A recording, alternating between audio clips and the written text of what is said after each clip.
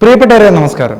അമേരിക്കയുടെയും അവരുടെ സൈനിക സഖ്യമായ നാറ്റോയുടെയും ഏതു വലിയ വെല്ലുവിളിയും നേരിടാൻ സജ്ജരായി യുദ്ധമെങ്കിൽ യുദ്ധം എന്ന മൂഡിലാണ് റഷ്യൻ സൈന്യം ഇപ്പോൾ നിലയുറപ്പിച്ചിരിക്കുന്നത്. ഇതിന്റെ ഭാഗമായുള്ള പരിശീലനത്തിനും റഷ്യ തുടക്കമിട്ടിരിക്കുകയാണ്. ഹൈപ്പർസോണിക് മിസൈൽ ഉൾപ്പെടെ വിക്ഷേപിച്ചുകൊണ്ടാണ് റഷ്യൻ സൈന്യം പരിശീലനം നടത്തുന്നത്.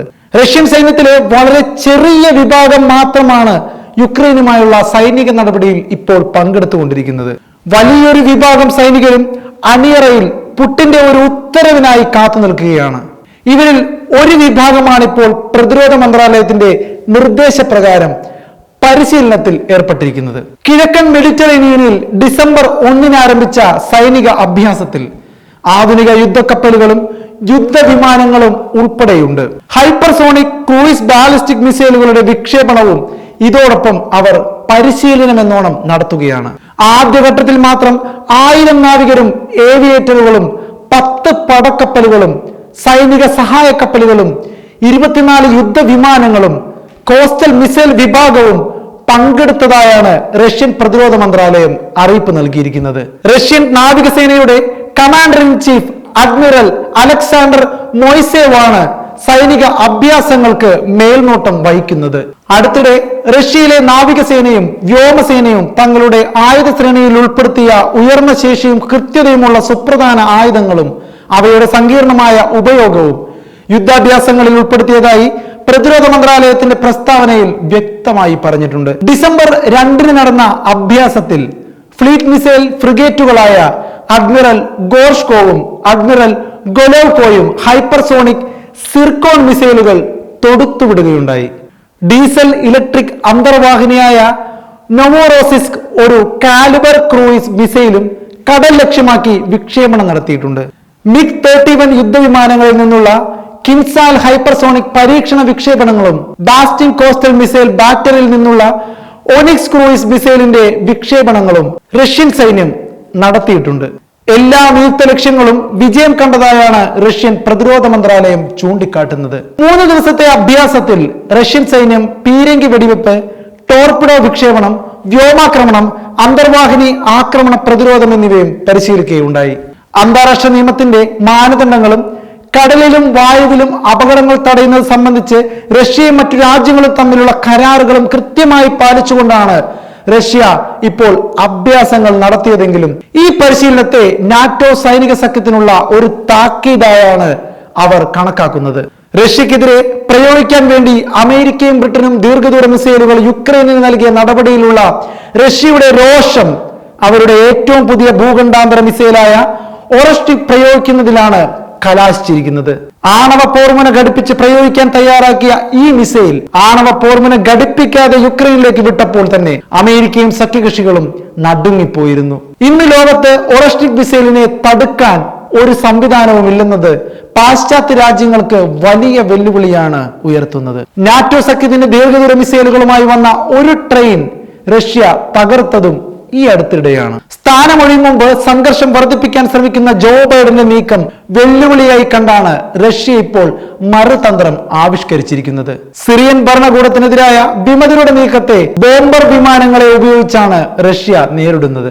സിറിയയിലെ വിമതർക്ക് പിന്നിൽ അമേരിക്കയുടെയും ഇസ്രായേലിന്റെയും ചാര സംഘടനകളാണെന്നാണ് റഷ്യയും ഇറാനും സംശയിക്കുന്നത്.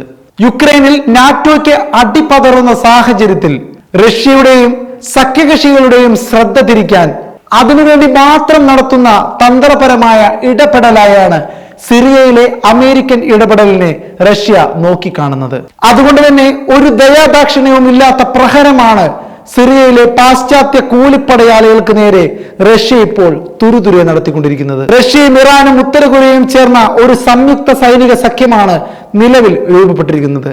സിറിയയിൽ കുഴപ്പമുണ്ടാക്കി റഷ്യയ്ക്കും ഇറാനും തലവേദന സൃഷ്ടിക്കാൻ ശ്രമിച്ച അമേരിക്കയ്ക്ക് അവരുടെ സഖ്യരാജ്യമായ ദക്ഷിണ കൊറിയയിലെ സംഭവ വികാസങ്ങൾ തിരിച്ചടിയായിട്ടുണ്ട്. ദക്ഷിണ കൊറിയയിൽ പട്ടാള നിയമം പ്രഖ്യാപിച്ചതും പിന്നീട് മണിക്കൂറുകൾക്കകം പ്രസിഡന്റ് യൂൺ സുക് യോളിന് അത് പിൻവലിക്കേണ്ടി വന്നതും ദക്ഷിണ കൊറിയൻ രാഷ്ട്രീയത്തിൽ വലിയ ചലനമാണ് സൃഷ്ടിച്ചിരിക്കുന്നത്. ഡിസംബർ 3 രാത്രി ഏറെ വിവാദങ്ങളുടെ അകമ്പടിയോടെ കൊണ്ടുവന്ന പട്ടാള നിയമം പ്രഖ്യാപിച്ചതിന് തൊട്ടു പിന്നാലെ സൈന്യം പാർലമെന്റ് തന്നെ വളഞ്ഞിരുന്നു. തുടർന്ന് സൈനിക ഭരണം നിരസിച്ച് പാർലമെന്റ് അംഗങ്ങൾ വോട്ട് ചെയ്തതിനു ശേഷമാണ് സൈനികരെ സർക്കാർ പിൻവലിച്ചതെന്നും പട്ടാള നിയമം പിൻവലിക്കുകയാണെന്നും പ്രസിഡന്റ് അറിയിച്ചിരുന്നു. കമ്മ്യൂണിസ്റ്റ് രാജ്യമായ ഉത്തര കൊറിയയോട് അനുഭാവം പുലർത്തുന്ന പ്രതിപക്ഷം പാർലമെന്റ് നിയന്ത്രിക്കുന്നുവെന്നും ദേശദ്രോഹ നടപടികളിലൂടെ സർക്കാരിനെ തളർത്തുന്നുവെന്നും ആരോപിച്ചായിരുന്നു അമേരിക്കയുടെ അടുത്ത അനുയായിയായി അറിയപ്പെടുന്ന ദക്ഷിണ കൊറിയൻ പ്രസിഡന്റ് കടുത്ത നടപടിക്ക് തുനിഞ്ഞിരുന്നത്. എന്നാൽ ആ നീക്കം ഇപ്പോൾ പാളിയിരിക്കുകയാണ്. പ്രസിഡന്റിനെ ഇംപീച്ച് ചെയ്യാനുള്ള നീക്കമാണ് ഏറ്റവും ഒടുവിലായി ദക്ഷിണ കൊറിയയിൽ നടക്കുന്നത്. സിറിയയിൽ കുഴപ്പമുണ്ടാക്കിയ അമേരിക്കയ്ക്ക് അപ്രതീക്ഷിതമായി സ്വന്തം സഖ്യകക്ഷി രാജ്യത്ത് നടന്ന സംഭവ വികാസങ്ങൾ വലിയ ആഘാതമാണ് ഉണ്ടാക്കിയിട്ടുള്ളത്. ദക്ഷിണ കൊറിയയിൽ അശാന്തി സൃഷ്ടിച്ച് അവിടെ കടന്നു കയറാൻ ശത്രു രാജ്യമായ ഉത്തര കൊറിയ ശ്രമിക്കുമോ എന്നതാണ് അമേരിക്കയുടെ ഉറക്കം കെടുത്തുന്ന ചോദ്യം. ദക്ഷിണ കൊറിയയിൽ റഷ്യയുടെയും ഉത്തര കൊറിയയുടെയും സ്ലീപ്പർ സെല്ലുകൾ പ്രവർത്തിക്കുന്നതായി അമേരിക്കൻ രഹസ്യാന്വേഷണ ഏജൻസി മുൻപ് തന്നെ മുന്നറിയിപ്പ് നൽകിയിട്ടുള്ളതാണ്. ഇതിനു പുറമെ അമേരിക്കയുടെ ബലത്തിൽ മാത്രം മുന്നോട്ട് പോകുന്ന തായ്വാനും ഹോങ്കോങ്ങും ലക്ഷ്യമിട്ട് ചൈന നടത്തുന്ന നീക്കങ്ങളും അമേരിക്കയ്ക്ക് തലവേദനയാണ്. അമേരിക്കയുടെയും ഇസ്രായേലിന്റെയും പ്രഖ്യാപിത ശത്രുവായ ഇറാൻ മാസങ്ങൾക്കുള്ളിൽ ആണവ ശക്തിയാകുമെന്ന ഫ്രാൻസിന്റെ രഹസ്യാന്വേഷണ വിഭാഗം മേധാവിയുടെ മുന്നറിയിപ്പും അമേരിക്കൻ ചേരിയുടെ ചങ്കിടിപ്പിക്കുന്നതാണ്. ലോകരാജ്യങ്ങൾക്ക് ചുറ്റും തീയിട്ട് അതിൽ നിന്നും മുതലെടുപ്പ് നടത്തുന്ന അമേരിക്കയ്ക്ക് അവരുടെ സഖ്യരാജ്യങ്ങൾക്ക് ചുറ്റും തീയിട്ടാണ് റഷ്യൻ ചേരി ഇപ്പോൾ മറുപടി നൽകിയിരിക്കുന്നത്. ഇപ്പോഴത്തെ സംഭവവികാസങ്ങൾ അതിനെയെല്ലാം തുടർച്ചയായാണ് രാഷ്ട്രീയ നിരീക്ഷകരും വിലയിരുത്തുന്നത്. യുക്രൈൻ യുദ്ധത്തിൽ റഷ്യ വിജയിക്കാൻ പോവുകയാണ് എന്നാണ് അറിയാൻ കഴിയുന്നത്. യുക്രൈന്റെ തന്ത്രപ്രധാനമായ സ്ഥലങ്ങളിൽ ഭൂരിപക്ഷവും റഷ്യ പിടിച്ചെടുത്ത് കഴിഞ്ഞിട്ടുണ്ട്. അമേരിക്കയും ബ്രിട്ടനും ഫ്രാൻസും ജർമ്മനിയും ഉൾപ്പെടെ 32 നാറ്റോ രാജ്യങ്ങളടങ്ങിയ സഖ്യം നൽകിയ എല്ലാ ആയുധവും ടെക്നോളജിയും പണവും ഉപയോഗിച്ചിട്ടും റഷ്യൻ സൈന്യത്തെ തടഞ്ഞു നിർത്താൻ യുക്രൈന് കഴിഞ്ഞില്ല എന്ന് പറഞ്ഞാൽ അത് അമേരിക്കയുടെ സൈനിക സഖ്യത്തിനുണ്ടാകുന്ന ക്ഷതം വളരെ വളരെ വലുതായിരിക്കും.